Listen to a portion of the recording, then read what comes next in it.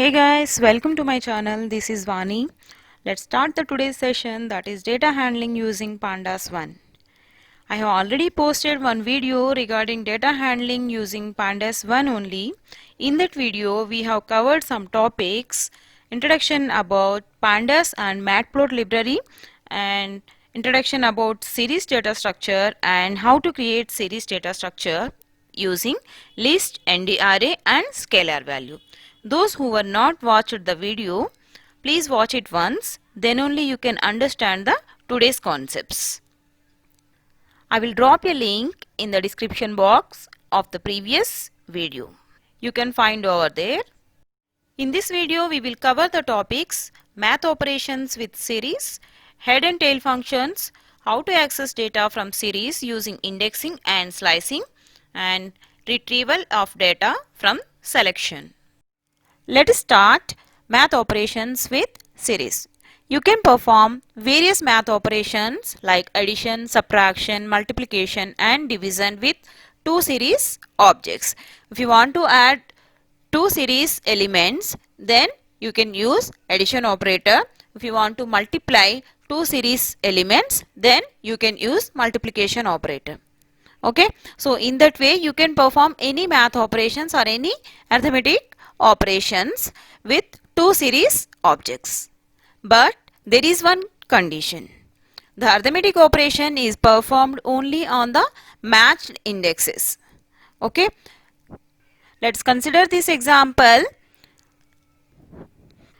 In series object 1, the index is ranging from 0 to 2, and in the series object 2, the index is ranging from 0 to 2.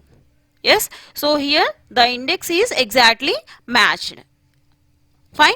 So that is why there is no problem to add elements. So this is the resultant object. Let's consider this example. Okay, here the index is 0 to 2, and in the series object 2 the index is PQR. This is completely mismatched. Index is not matched, it will result like NaN. That is not a number. Fine. One more example. Here in the series object 1 the index is 0, 1, 2. Yes, here there are three labels, and here in the series object 2 there are 4 labels in the index. Yes, so here also the index range is different. Fine. So you can observe the resultant object here, that is addition. Here 0 is matching with both of these series and 1 is also matched in both of these series and 2 is also matched with both of these two series indexes. But 3, what about 3? So in the series object 2, here one more label, that is 3, but in the series object 1 there is no index with 3. Then the resultant will be NaN. Fine, that is not a number. Let me show you math operations with series. First I need to import pandas package in my program. Import pandas as PD, and I need to create two series objects, s1 dot series, and here I am passing the elements 20, 30, 40. Okay, and I need to create one more variable,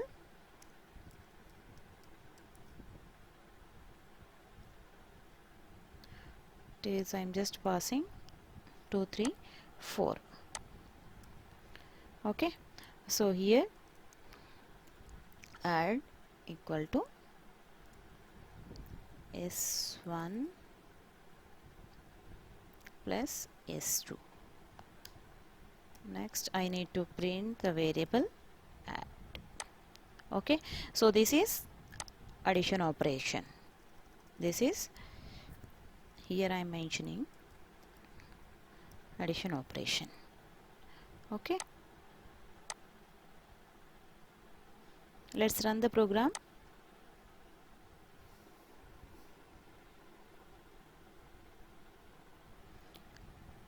See here. So this is the output. The elements of the two series objects are added. 20 plus 2, that is 22, 30 plus 3, 33, 40 plus 4, 44. This is the resultant object. Okay. In the same way, I can perform any math operation. For example, we'll show you one more thing, that is multiplication to S2.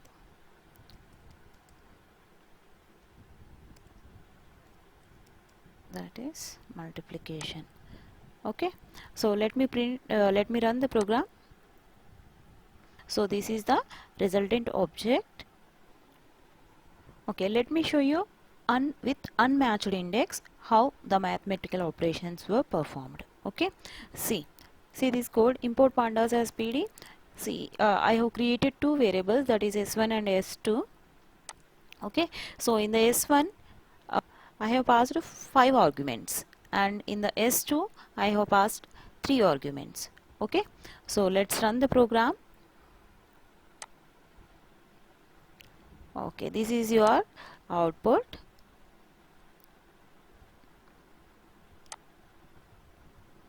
See,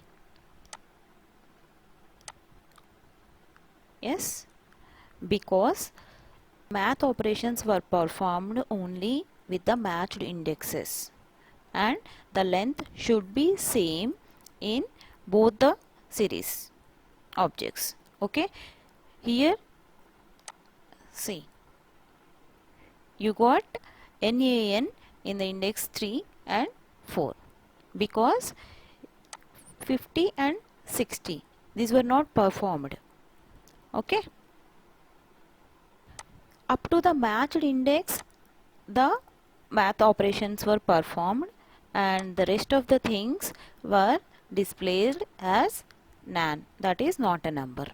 Okay, let's move on to the next topic, that is head function. It returns the first n rows. Okay, so here I have created one series object, that is S, and I have passed some elements in the series, and I have passed the index argument as well. Okay, and here I have printed S dot head of 2, means printed only first 2 rows from the top. Okay, means see 10, 20, 30, 40, 50. Okay, from these I want only first 2 elements, that is 10 and 20. See the output. Okay, so let me show you practically. Okay, see here, so I have created one variable, that is S1, and I have passed some elements in the series, and I have passed index argument as well, and I have printed S1 dot head of 2, means I want to print only 2 rows in the series. Okay, so let's run the program. You can observe the output here. See, this is your output. Okay, so I need first 2 elements only, that is 20 and 30. Fine. If I want first 4 rows, then I need to pass 4 here in the head function. Okay, let's run the program. See, you can observe the output here.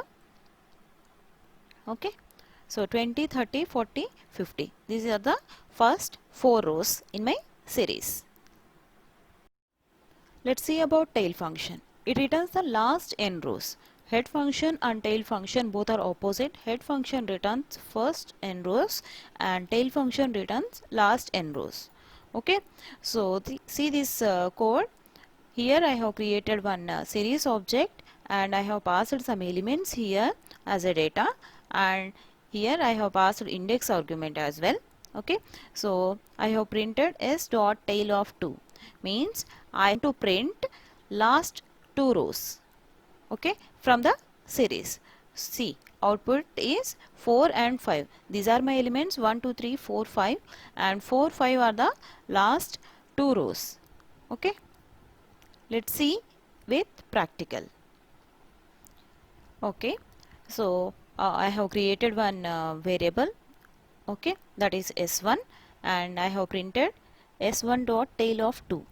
Okay, so means I need only last two rows from the series. Let's run the program. See,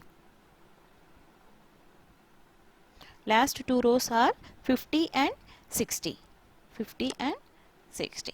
Okay, so I just changing the argument here. Let's run. Okay, so these are the last three rows from the series. Let's move on to the next topic, accessing data from series with indexing and slicing. To access the series element refers to the index number. As we know, the array elements are starts from the index 0 to length of the array minus 1. Means our first element will stores at the location index 0, second element will stores at the index 1, and so on.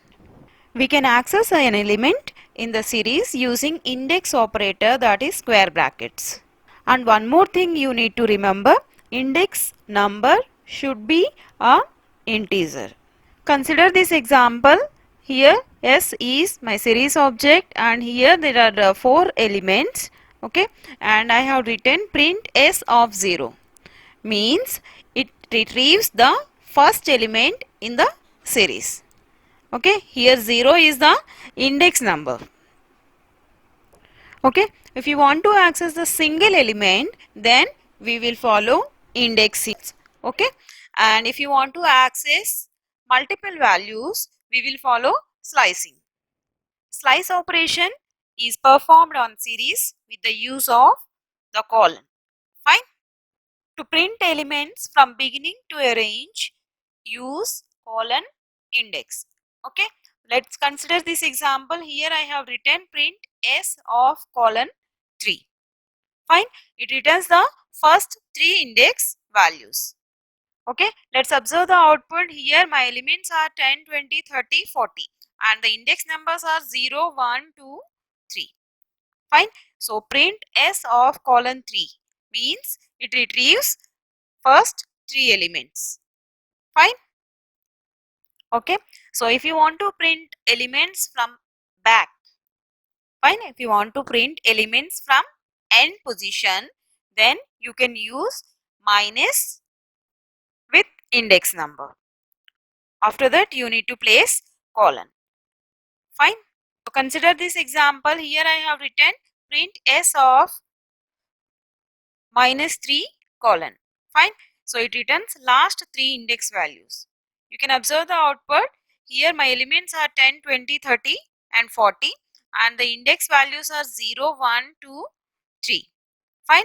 So as I have written S of minus 3 colon. Fine. So that is why the result is last 3 elements. Fine. In this way, you can access data from series using indexing and slicing. Let me show you practically how we will access data from series using indexing and slicing. See here I have created one series object, that is S1, and I have passed some elements in that series and I want to access an element 40. Fine. So for 40 the index number is 2. So here in the print statement I need to write object name and I have to use index operator, that is square brackets, and here need to pass index number. Fine. So let me run the program. See, this is the output. Fine. So in this way you can access single elements using index operator. Fine. Now I need to print multiple elements. I need to retrieve multiple elements. Then we'll go for slicing. Okay, let's consider I need to retrieve the elements from 30 to 60 and the index of 30 is 1 and I need to print all the elements after the index 1. Then I need to write here the object name S1 and here I need to pass the index number, that is 1. After that I need to place colon. Fine.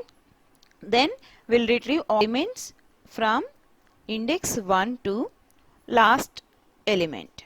Okay, till now I have passed the index numbers are positive numbers. Fine. So what should I get if I pass the index number as a negative number?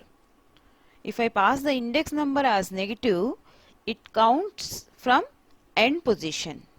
Fine. Let me write here -3 colon. Then it prints the last three numbers from the end position. Let's see how to retrieve data from selection. There are two methods available for data selection, that is .log and .ilog. Fine. .loc is label based and .iloc is integer location based index. Fine. So selections using the .loc method are based on the index of the series. So the .loc method directly selects based on the index values of any rows. Let's consider this example. Here I have created one variable, that is s, and I don't want to pass any data to the respective index labels. That is why I had written np.nan. Fine, that is not a number. It will automatically allocate the NaN to the all index values. And in the print statement I had written s.loc of colon 3. It retrieves the data up to the label 3. ilog is integer location based index or else selection. Fine. It gets the rows at particular positions in the index. So it only takes integers. Fine. Consider this example. Here I have created one series object, that is s, and I had printed s.ilog of colon 3. Fine. So it retrieves the elements up to this range. Fine. Let's see how .loc and .iloc works. Okay. Here I have imported NumPy package also, because I am going to use np.nan here. Fine. Nan is a function which is predefined function in the NumPy package. Fine. So here I have created one series object and I am not going to pass any object to the respective index labels. That is why I have written np.nan here. Fine. And in the index I had passed some labels and print s.loc of colon 3. Fine. So in the slice operation, if I write colon 3, then what it returns? It retrieves the first 3 elements. But whereas in the log method, the selection is based on the label. Okay. So it searches up to the elements of 3. Let's run the program.